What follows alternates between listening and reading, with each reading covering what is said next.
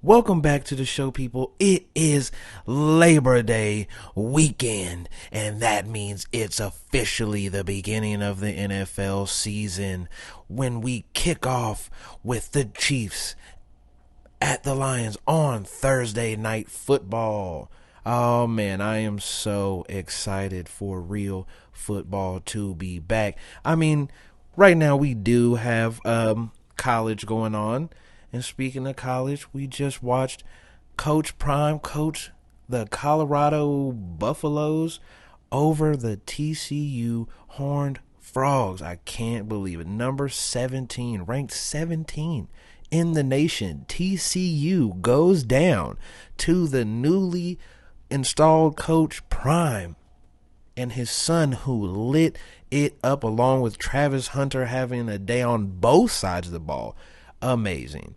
I'm probably not going to talk that much college football this year. Sorry for the people that really enjoy college football, but it's not my bag. I will, like right now, I will go over some of the big highlights and things going on and a couple guys that I follow, but I'm not going to cover a lot of college football. So if you're here to hear that, then you're lucky today, but not going to be a lot of that.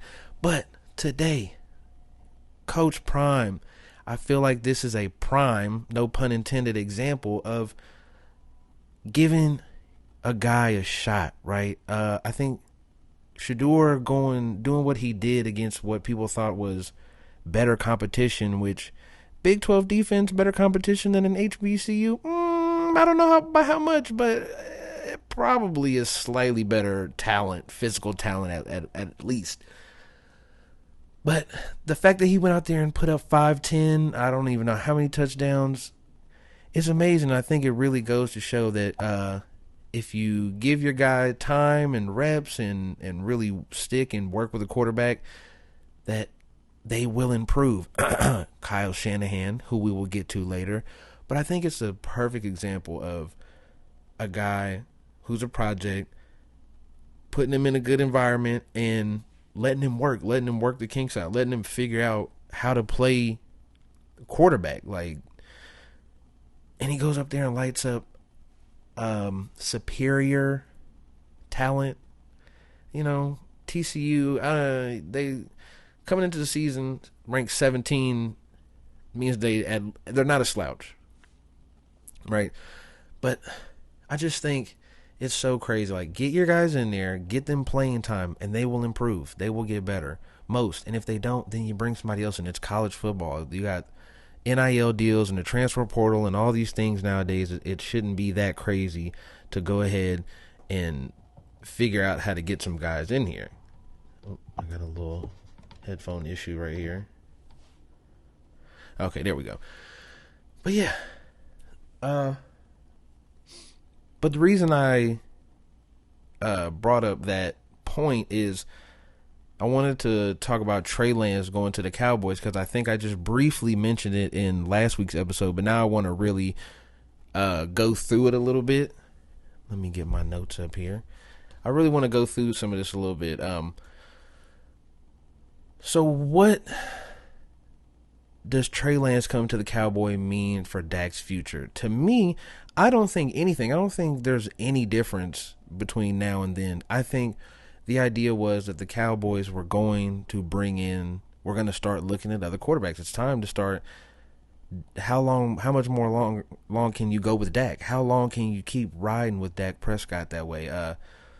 I don't think it's going to affect it that much, because I think they were already having ideas of starting to look beyond Dak at this point. And even if he would have to go light it up and win a Super Bowl right now, I feel like, to really save his job. So what does Trey Lance coming to the Cowboys mean for Dak's future? It means that you're on thinner ice than you probably thought.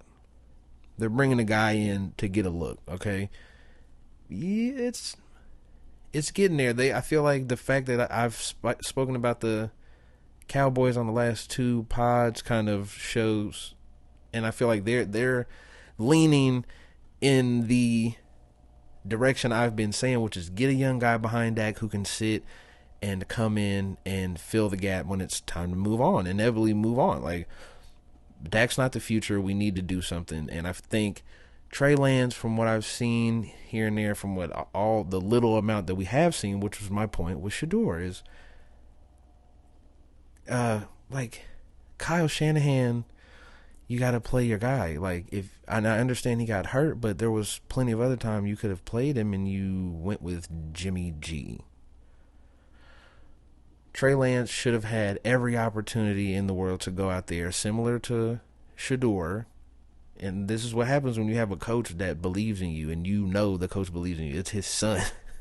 And he knows that his dad believes in him and thinks that he could really do this, and he's giving him the opportunity, and look what he did to TCU. Trey Lance should be treated in a similar fashion. You should have given him the opportunity. But some of this to me is so crazy to think about. Right now, Kyle Shanahan, I keep saying that, and I want to really go over this because people say that the Shanahan offense can make a bad quarterback good and a good quarterback great. But I went through Kyle Shanahan's entire coaching career. Now, I will preface this by his early OC jobs. He didn't necessarily have final say always in the quarterback situation. So that is the one pass I'm going to give for what I have dubbed the Kyle Shanahan effect. So, and we're just going to start with the offensive coordinating jobs. Kyle Shanahan comes in to the Texans, and Matt Schaub gets off to a okay year, a good year, and then gets hurt. What does that sound like? It sounds like every quarterback that Kyle Shanahan has coached, and it's crazy because it starts here. Like, Schaub misses week 5, gets hurt in week 9 against the Vikings, and then doesn't play for 4 weeks, and he ends the season with 3,000 yards, 15 touchdowns, 10 interceptions with a 92 rating. Okay, it was a good year, right? He had a good, solid year. But he gets hurt. Okay, cool. He stays there for, I think, 2 years, and Schaub gets hurt, and then I think the next year he gets hurt. Let me check real fast. No, he doesn't get hurt next year, but he gets hurt this year and then has an okay year, a really good year next year. But the problem with that is when he has that next year, the 4,770 yards and 30 touchdowns, 15 interceptions, is Kyle Shanahan ended up going to the Washington Commanders, Redskins at the time. And when he goes to the Redskins, the year before, they had Jason Campbell. And Jason Campbell was, at the time, coming off his best season ever. Now, granted, he came in the league at 25, I think. Yeah, he came in the league 25 and struggled his first couple years. But the last year before the Shanahans come in, he took them to be 4-12, right? But he had the best statistical year that he had all season, or his whole career that season. He averaged 226 yards per game. He threw, he hit 64% completion percentage, which is a career high. His yards per game is a career high. His quarterback rating is his career high. His QBR is his third highest QBR. And it's crazy because what they do when the Shanahans get in there, now granted, does Kyle Shanahan have direct control over what was happening at the time? I don't think so. But I think when your dad is the head coach, you'll probably have a little more say than other offensive coordinators would have in who their quarterback was. Now, Jason Campbell had the best year of his career, right? Okay, cool. We go back and look at what they did in the offseason was trade for McNabb, who had almost no difference in statistical how they were playing. And in fact, at this time, Donovan McNabb was 34 years old. 34 years old. They trade for Donovan McNabb, who I don't even understand. Somehow Donovan McNabb made the Pro Bowl this year. I don't really get it. He had 3,500 yards, 22 touchdowns, and 10 interceptions. Yeah, he only played in 14 games, but still, like, his yards per game was 250, quarterback rating 82, QBR 58, which isn't, we're talking about just a slight bump in efficiency and production for Donovan McNabb over Jason Campbell. So what do? They kick out Jason Campbell after his best season to bring in McNabb, where there's no real discernible difference in production. And then by the end of the year, that year in 2010, they bench McNabb and put in Rex Grossman at the end of the year. And they only end up winning 2 more games than what they had before. The year after that, they keep Grossman in, and he throws 20 interceptions. He throws 20 interceptions. Let me go to the stats so I can actually talk to you guys and show you what's really going on here. Because this idea that the Shanahan system makes quarterbacks better is virtually bullshit when it comes to Kyle Shanahan. And I'm going to go through here and show you why that is nonsense nowadays. And we can pretend like it's the fact, but what it really does is the running game becomes so good that the quarterback doesn't need to make up for more things. I think that's the idea of what the Shanahan offense really should be. And what's really going on is they run the ball amazingly well. That's it. They run the ball amazing, and they have a good defensive coordinator, and they don't rely on the quarterback to win games. And somehow we end up saying that this makes quarterbacks better. But I want you to look at this. They trade for Donovan McNabb and sit down Jason Campbell, who's just slightly less productive than a 34-year-old Donovan McNabb. Now, this guy's 28 at the time. He's 6 years younger than Donovan McNabb, and they still do this. They bench Donovan McNabb at the end of the year and bring in Rex Grossman, who plays for the rest of that year. And they get rid of McNabb at the end of the season and bring in and keep Rex Grossman as their starting quarterback. And he throws 16 touchdowns and 20 interceptions.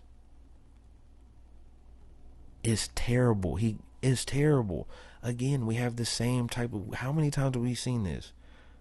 How many times have we seen a Kyle Shanahan team just settle for a bad quarterback? It's a theme here, and I'm going to keep going. Okay. So that happens. They lose one last game, and then Kyle Shanahan moves. No, they're still here. So what happens next year, right? Next year, let me pull up the stats here. Next year is the year, you guessed it, that RG3 comes and saves the Shanahans. Okay. I'm just telling you the truth here. Okay? This is what it is, right? So he goes to the Texans. They're okay. They're bad to okay for the 2 years that he's there. Matt Schaub gets hurt halfway through the first season of Kyle Shanahan being the offensive coordinator. He joins his dad in Washington in 2010. They trade away Jason Campbell, who had his best season of his life, for Donovan McNabb, who somehow made the Pro Bowl, playing maybe the third worst season, maybe like the fourth worst season he's had up to this point. Somewhere in that range. They bench Donovan McNabb and put Grossman in, who ends the year as the worst of all three of those quarterbacks. The next year, they rock with Grossman, and he throws 16 touchdowns to 20 interceptions, and they're worse. Whoa, who would have guessed it? In 2012, RG3 saves Mike and Kyle Shanahan's jobs and carries them to the playoffs. Now, why do I say this? Because I think a lot of people attribute RG3's success to the Shanahans being such good coaches, and I personally, at this point after going through it, I can't believe that. What RG3 was uber talented and amazing, and took this team to 10-6 and essentially flipped their record, took them to the playoffs. Him and Alfred Morris were out of their mind, drugged them to the playoffs, and what happens? RG3 blows his knee out. And RG3 continues. He blows his knee out in the playoffs, and they lose. They put Kirk Cousins in. The next year comes around, and RG3 says comes back, I think, before people thought he would or he was supposed to, and there was weird stuff going on with his knee, and they play terrible, and he gets hurt a lot, and he's knick-knack injuries and all this, and then they go 3-13 in the last 3 games. They put in Kirk Cousins, and he plays like trash. And the Shanahans get fired, because basically what we're talking about is for 3 years, almost 4 years, they won 14 games and went to the playoffs at one time, and they destroyed RG3's career. So that's the first time.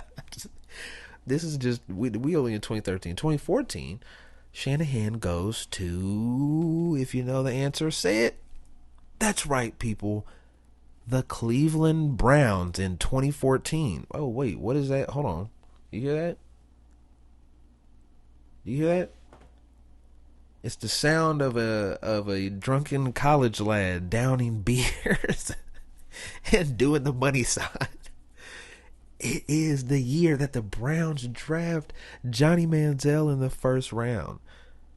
Yeah. Now, I'm pretty sure Kyle Shanahan, this is one of the where I gave him a little bit of an out, okay?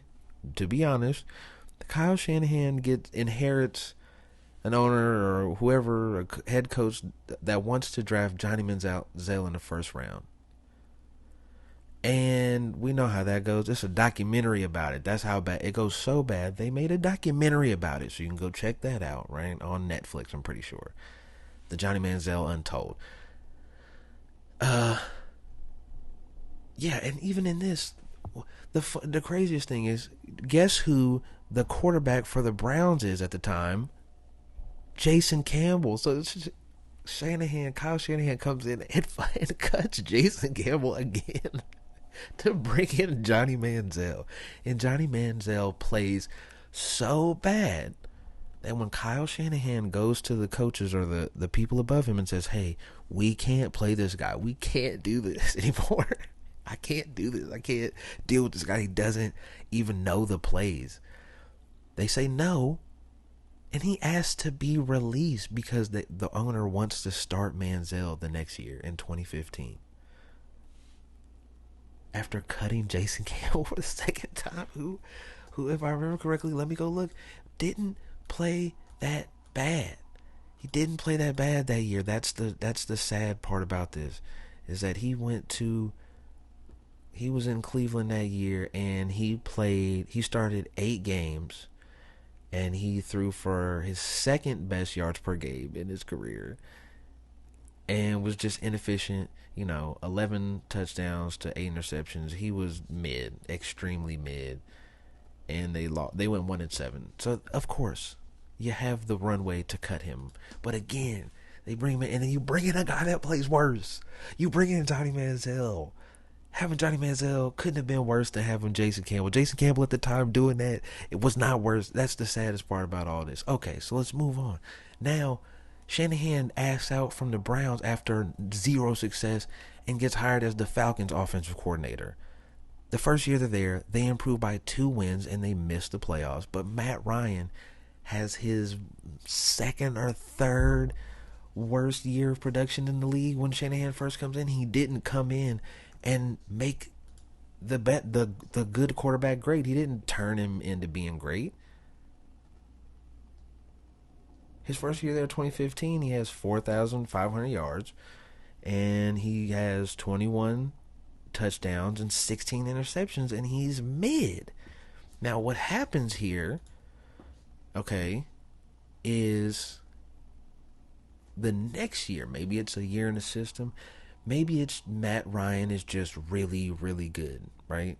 Maybe that's the case. Maybe Matt Ryan is the best of the Alex Smith, Kirk Cousins, Matt Ryan combo of mid white guy quarterbacks. Maybe he's the best one of them, and he's just really good and figured out how to play in this offense. Maybe that's part of it. Or maybe Kyle Shanahan is a genius, or whatever people try to say. I mean, he is a football genius, even compared to me. But I'm saying that it's over. This thing is overblown. So it's 2016 when they go 11-5, and Matt Ryan takes them to the Super Bowl, where the Falcons lead 28-3 going into the fourth quarter, and we all know what happens next. GOAT of football, Tom Brady, brings him back from a 3-28 lead and leads them to the dub in the Super Bowl, the biggest choke job in Super Bowl history, I think, still. So yeah, they blow a fourth quarter lead where they're up by 20 plus points. They had the best offense in the league, and Matt Ryan did have an MVP style year. So I'll give Kyle Shanahan that one. Okay, 2017. Kyle Shanahan gets a job with ding ding ding the 49ers.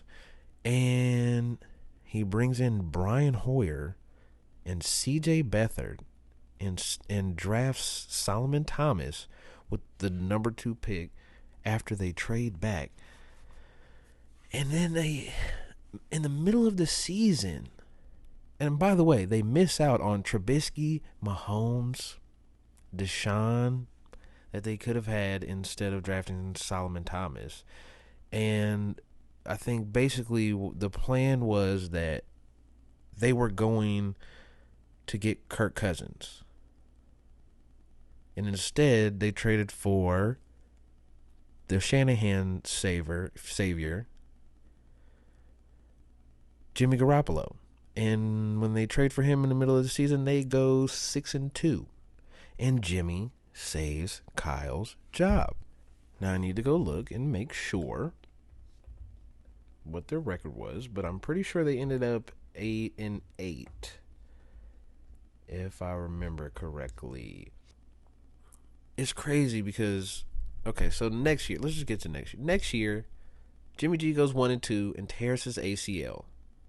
Hoyer starts and he goes 0-5.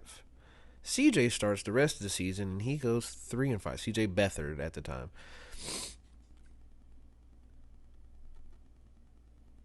And the team goes 3-5 after Beathard was in, and they finish 4-12, bottom half in every offensive category. So they didn't run the ball good, they didn't throw the ball good, and they played defense okay, which gave them 4 wins. The next year, and Jimmy G did tear his ACL, so their starting quarterback did go down, but they went 4-12 without Jimmy G. In 2019, we know what happens. They go 13-3 with Jimmy G back for the whole season, and they make it to the Super Bowl. And guess what happens next? They're leading 20-10 going into the fourth quarter, and they blow the lead to Mahomes. Now here's what I want to point out for the 2019 season is they didn't throw the ball great. Jimmy G wasn't great. They were the best rushing team in the league with one of the best lines and one of the best defenses. And Jimmy G just game manages them and saves the day because Jimmy G is not bad. The next year, they're struggling. They go 4-4, and Jimmy G gets hurt, and they go 2-8 after that. And their season, hold on, let's look at the exact record of this season. They go 6-10. So yeah, they go 6-10. And in the offseason, they had a middling offseason again. And after this season, they go out and they trade 2 firsts and a third to move up to third overall for Trey Lance. They could have got Stafford. They could have traded for Stafford that offseason and went and won the Super Bowl like the Rams. They didn't want to do that, so they drafted Trey Lance, which was my whole point in starting this in the first place. Is after this, after you go 6-10, but you went to the Super Bowl beforehand, you should have leverage for the next 2 to 3 years as the head coach, and you should have just played Trey for the next 2 years to see what he could do, and we would be heading into this year with 2 years of Trey Lance, knowing whether or not he was going to be ready now or whether it was time to move on. So the next year, they have a top 10 defense and rushing and leading rushing, and they end the year making the playoffs where they beat the Cowboys and they lose to the Rams after leading 17-7. Heading into the second half, they lose again in a game they led by. And throughout the season, Trey has 2 starts, and he looks like a guy who's 20 years old trying to learn how to play quarterback in the NFL. But after this season, they cut Jimmy G and draft Brock Purdy in the draft. Now, it looks to me like now you have the same setup you had in Washington with success, is to put Trey out there and let him go, and you got Jimmy G back there, just regular white guy, game manager, to go in and do what you need him to do. Okay, cool. The next year, last year, 13-4, they lose to Philly in the NFC Championship after every single quarterback gets hurt. They signed Jimmy G immediately after they released him last season. They released him last season after they go to the playoffs and get beat by the Rams. They cut Jimmy G, bring him immediately back. Trey Lance gets hurt. He breaks his leg in week 2. Jimmy G breaks his foot in week 13. And then in the championship, they have 2 different quarterbacks that go down. Do you know how crazy that is? And now we're where we're at, where they just traded Trey to the Cowboys, where hopefully he gets his chance, and Brock Purdy is the next coming of Tom Brady. And Shanahan better hope so, because in this whole ranking and scenario, and what I've come to notice is that his quarterbacks are going to get hurt. What he brings to their production and their game isn't that much to me where it really makes a difference. Like the Shanahan offense to me doesn't make that much of a difference. So I think this whole idea that the Shanahans, well, at least Kyle Shanahan, makes quarterbacks great should be over with, because in this whole time, all we have is Jimmy G saved his career but gets hurt every year, and then really you have Matt Ryan for 1 year and you have RG3 for 1 year. In the past 15 years, we're talking about the system has made one quarterback. Really, because it ruined RG3. You made Matt Ryan, but then he had that same type of production before, but not quite to that high of a level where it's MVP level, but he always played at a high level. He played at a high level after Shanahan was gone. I don't understand. Then you come in and you're terrible with all the backup guys that you bring in because you're the head coach now. You have a choice. You skip out on drafting Mahomes, Deshaun, even Mitchell Trubisky, which I don't think they would have had the opportunity to. Or no, they traded up. The Bears traded up to get Trubisky. So there you go. Or whatever happened. Either way, you could have had Trubisky. You should have had Mahomes. You could have had Deshaun. But no, you were trying to wait to get Kirk Cousins, and that doesn't work. So you go trade for Jimmy G in the middle of the season after you're doing terrible, after you're winless. Okay, 0-8. And they go trade for Jimmy G, and he carries them to 6-2, and he saves Shanahan's job after he skips out on drafting a quarterback, and they lose. It's so crazy. Yeah, they trade for Garoppolo. Well, no, they couldn't have traded. They couldn't have drafted a quarterback. That wasn't the year. It's the next year after this season. They could draft a quarterback, and they don't do it because they wanted Kirk Cousins. But they traded for Jimmy G, so now they got to stick with Jimmy G. And that's where we get into this, where 2018 he tears his ACL. Yeah, this is what I'm saying, guys. I don't want to rehash this whole thing all over again, but you could have had a guy. You trade for Jimmy G. Jimmy G saves your career. You throw Jimmy G to the side afterwards, and then immediately turn around and feel like that's a mistake, and you bring him back. Okay. And you keep him there, and he takes you to the Super Bowl, and you blow a lead in the fourth quarter again. And you cut him, like, you do all of this, and you try to go with Trey Lance, and then Trey Lance gets hurt. Maybe it's the system, maybe it's just bad luck. We don't know, but the moral of the story here I want to point out is also when you go, Shanahan's record as an offensive coordinator is 69-70. It's middling. 53-46 as a head coach. I feel like at some point Kyle Shanahan here has to be on the hot seat. All this talent, right? You've got all this talent. Who's evaluating the talent? Is Kyle Shanahan evaluating the talent? Is John Lynch evaluating the talent? Jesus, I'm struggling with evaluating the talent. But either way, at what point does Kyle Shanahan go on the hot seat? We're talking about 69-70 as an offensive coordinator, 53-46 as a head coach, right? And then there's this one little fact that will probably blow your mind a little bit. Kyle Shanahan, his record without Jimmy G. His record without Jimmy G is 8-29. Okay? 8-29.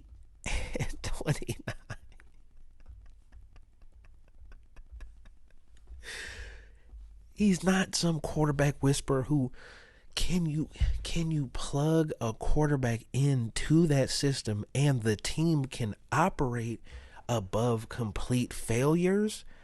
Sometimes, but we don't. There is no evidence of that. They always say this about Kyle Shanahan, and it's not true. It's not true. When Jimmy G went down with his knee, you have Hoyer goes 0-5 and CJ Beathard goes 13-5. Or 3-5, excuse me. 13-5 would be crazy. But he goes, yeah, Hoyer goes 0-5. CJ goes 3-5. What are we talking about? Jimmy G gets hurt the year after the Super Bowl, and they go 2-6. I don't understand. They got to stop doing this. The guy's not a quarterback whisperer. It doesn't work. And matter of fact, he is average. His coaching career up to this point has been average. Yet we talk about Kyle Shanahan like he's done, like he's Andy Reid. We talk about Kyle Shanahan like he's Andy Reid, and he's not that. He's not that. He has not been that with the 49ers. And I'm glad that Trey Lance can get out of there. Hopefully he can have a Alex Smith level type of career after this stuff, and that can be that, and he can really prosper and blossom in Dallas after Dak gets the boot, because he is also a mid sandwich. Okay. I'm glad I got to get through that. All right.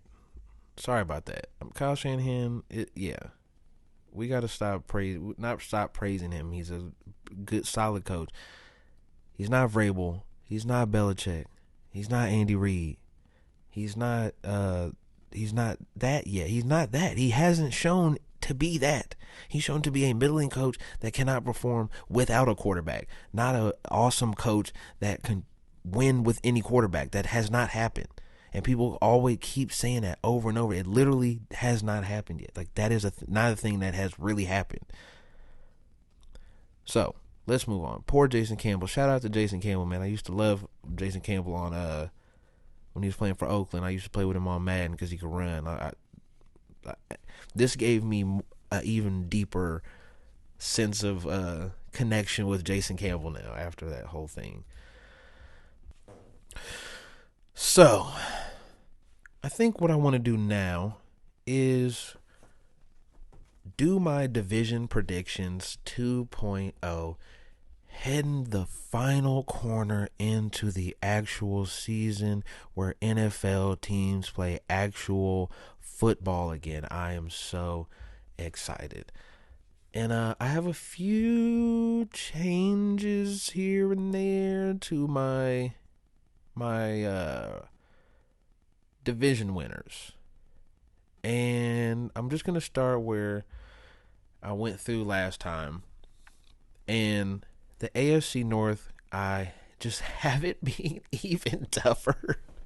And after I went through it again, I realized that if Deshaun Watson can come back and play to some, like a 70% of his former self, if he can come back and do that, I really like the Browns.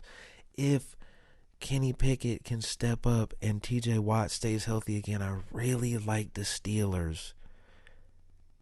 And then looking at the Ravens again, I kind of cooled off on the Ravens after I really looked at it, because the defense is a little wonky and they play a lot of good teams, a lot of good offensive teams. So I really, after looking back, I kind of worry about them a little more than I did, because after looking at it again and changing a couple of the games on here, I looked and I realized that now the way I have the AFC North ranked out in my final draft before the first game of the season is, in the AFC North, I have the Bengals and the Steelers tied for first place. Now, the problem is I have the Bengals beating the Steelers both times.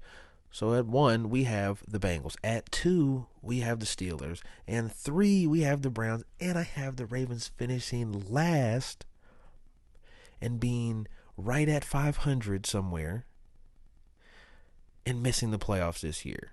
And so that is, I think Lamar will play crazy. I think they'll have to put up a bunch of points this year because the defense will be the downfall of the Ravens. And now they'll learn what it's like to, I think, have one of those high-powered, fast-scoring offenses that the defense might not get a chance to kind of get off their heels a little bit. So that's why I have it. In the AFC North is Bengals at 1, Steelers at 2, Browns at 3, and Ravens at 4 now. Okay, moving on to the next one that I changed around a little bit here, but it's still the same. But the NFC South, I have the Saints winning a couple more games than I did before. So I still have the Falcons winning. I have the Saints 2. I have the Panthers slightly better than I had them before, and I still have the Bucks being one of the worst teams in the league. But shout out to Baker Mayfield, because if anybody can just have a random type of season where he drags the team to a playoffs, it'll be Baker Mayfield, of course. So that's the NFC South. I have the Falcons up to 1, and the Saints 2, and Panthers 3, Bucks last. And everything else, I pretty much have the same. I don't believe in Green Bay like everybody else does, but I think this will be one of the closer divisions. And I think I have the Bears a little worse than I had them the first time, but they'll still be better than the Packers and floating right around 500-ish or so. So, NFC North, I have Lions, Vikings, Bears, Packers. The NFC East, I think here's where things for me get a little sketchy again. So I want to look through this again, and looking at it now, I think this conference is also, this division is also pretty interesting, because if the Eagles regress, then, because that's the only thing now. I think the Giants can take a step forward. They have the scaffolding, the architecture to take it another step forward. If they can do that, and the Eagles slightly regress because of just younger guys being in there, then they have a chance. But right now, I got Eagles, Giants, Cowboys, Commanders for the NFC East in that order.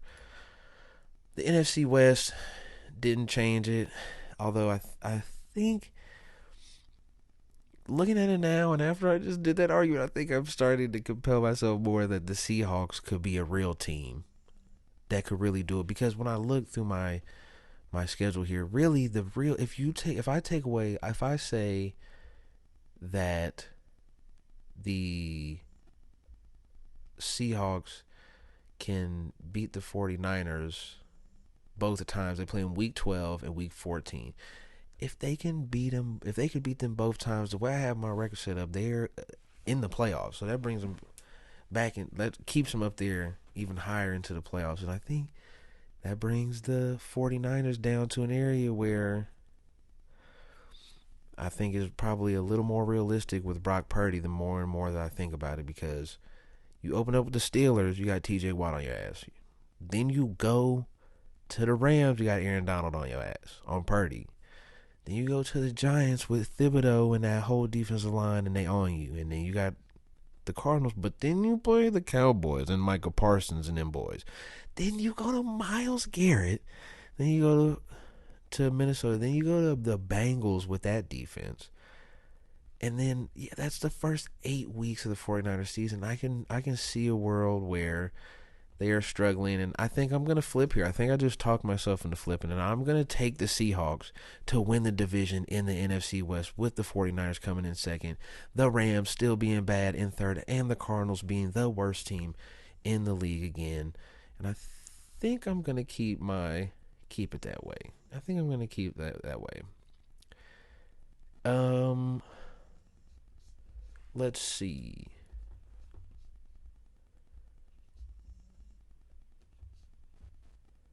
I did the NFC West, NFC East, NFC North, NFC South. I did the AFC North.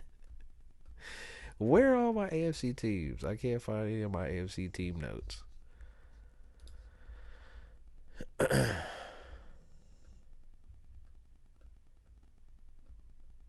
Where are all my AFC notes? Jesus.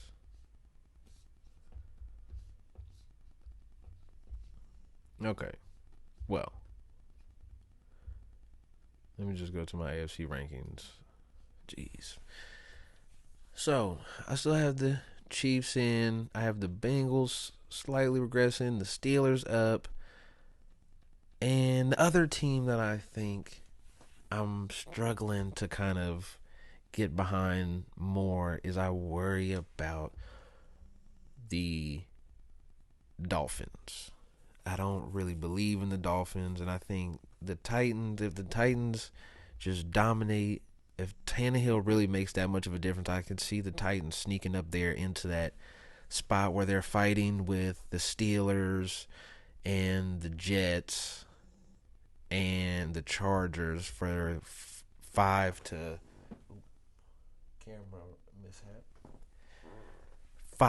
9 range, where they're all battling it out and trying to get in. But I guess the other divisions still have the Chiefs winning the AFC West. The Jags are still going to win the AFC South.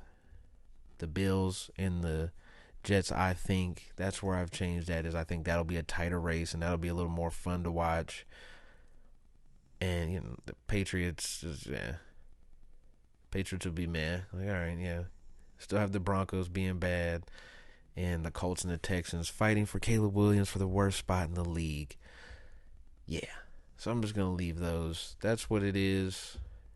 I've got the Falcons coming out of the NFC South. I have the Lions coming out of the NFC North, but I still kind of want to. But I'm going to go with the Lions. But the Vikings is like, ooh, Kirk Cousins could be good. But I'm going with the Lions. The NFC East, I have the Eagles still coming out. And then the NFC West, the other place where I changed that a little bit was I have the Seahawks winning the NFC West over the 49ers. I don't know if it's a trendy pick or anything. I haven't been paying enough attention, but that's what I have for the NFC. For the AFC North, I have the Bengals winning the AFC North with the Steelers in close second. In the AFC East, I have the Bills still having a tight race over the Jets. For first, I have the Jets in second, and then I have the Dolphins in third, missing the playoffs, and the Patriots in last place in the AFC East. In the AFC South, it is Jags, clearly. Then the Titans right behind them, fighting for a playoff spot. And then Texans, Colts are bottom of the barrel teams. The AFC West, of course, the Kansas City Chiefs are number one. And I have the Chargers 2, with the Broncos third, and the Raiders one of the worst teams in the league. Now that I've done that, I want to bring up something real quick before I end the show about something I just watched. I just watched BS High last week, a documentary about a guy that starts a fake school and ends up getting his football team to play MIG Academy on ESPN, a fake team that he made up. And I brought this up because I want to point out very quickly how crazy it is that we have gotten to a point with youth sports where there is money in having a fake school so that you can get kids to play football. And he somehow got them on TV playing IMG Academy, where they got dog walked. And this psychopath Roy Johnson is out there just manipulating kids and catching lawsuits and cases, and it's really crazy. And I'm not trying to not spoil it, because there's nothing to spoil it. Like, you just have to actually see what this documentary is. A guy really starts a fake school, a fake football team, and they travel around the country and play teams, and somehow this guy was making some type of money, or eventually thought he would make money from it, but it's just one big scam, and he ruined people's lives. I don't mean to laugh, but he legitimately probably ruined the lives of some kids. Like, you had kids on there tearing up that was like they was ready to fight that man. Like, he really was a crazy person and drug a bunch of kids into like these crazy situations that this man just created somehow, all because he wanted recognition and because there's not real laws and rules in place when it comes to youth sports. And I think that's something that needs to be changed, needs to be fixed. I think if this is what we doing, we need to just go ahead and make sports just like it is overseas, where like these kids can go pro. If you can sign at any age. You got soccer players and all that signing when they're like 12, 13 years old. Like, I just don't understand. They just need to let this happen. Just have youth sports leagues.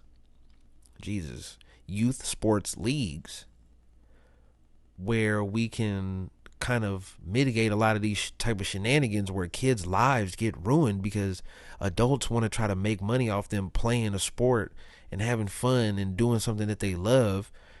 And I think we're sucking the fun and the best parts of playing sports as a kid, as a teenager, in high school, through elementary and middle school, and we sucking all the fun and joy out of it and making it into a business. So why not just, if we're going to do that anyway, this business needs to be more regulated with more rules than it is now, or we're going to have stuff like this continue to happen, because now somebody's going to look at this and think, I can do that, but I could do it better, and I can actually do it, because there's billions of dollars in a school, in a high school, like athletics program like IMG. Like, that's the point that we've gotten to now, where these kids are going to school for basketball, for football, and school is just a vessel that they are required to intake, to be involved in. And just on some level, I just feel like we might as well just go ahead and just cut the bullshit out and just make sports leagues for these kids, and just set it up in some type of way where we can not be taking advantage of this type of stuff that's going on. You got coaches that get paid for it. You get these schools that are getting paid, and these towns and cities that are trying to do these big college-esque high school sports teams. They're doing all this, and the kids aren't getting anything for it. And people say, oh, they're getting a scholarship eventually, or whatever they're getting out of it. They're getting whatever they're getting out of it. But why don't we just pay the kids? If there's this level of money involved, a fraction of it going into a savings for these teenagers, I feel like shouldn't be that big of a stretch. It should be something that should be very easily implemented. I mean, we're eventually going to be having where sports is separated from the NCAA, because there's no purpose. This isn't student athlete time anymore. These guys are getting paid to play their sport, like, and we're forcing them to pretend like they going to school, all for what? Just for some charade. Like, look at basketball. I don't even want to get into how youth and high school basketball has what that whole thing on a higher level is turned into. All of this stuff is crazy. I think there has to be a better system, a better option for youth sports. And I think, watch BS High, and you'll see there's a problem going on. If people are doing this and there's that much money that's out there for high school football, then I think it's time that we really take a look into how youth sports is done around here, because it's getting kind of sad, and we're getting to don't get me started. Don't get me started on reclassifying and the whole idea of that. It's so crazy. Prep schools and all that. Like, I don't even want to get into it, but go watch BS High on Max right now. This is not an ad. This is just me having to point out something so ridiculous on so many levels, and how it's crazy as a society we just have these type of things going on that I feel like should be fixed relatively easily. If somebody just came together and sat down and figured it out, I think there would be whatever alternative there should be, and that's where it's at right now, because it's getting out of hand, and we got people going crazy because they know their kid could go to college, go to a D1 and get paid for it, and really just up front, straight away, like real pay, not the underground pay where they take your Heisman like Reggie Bush. Okay? No. We're talking about where these over the table. We know you're getting paid. It's all good. It's all gravy now. That's why I just think something has to be done because it's gonna trickle down. It's already trickling down to the high school level, and stuff's gonna get weird over the next couple years. But I'm you know what? I'm just wanted to point it out, and I think that's how I'm gonna end the episode today. I thank you for watching. Um, I'm not good at the outro thing, so I'm just gonna cut it off here, guys. See ya.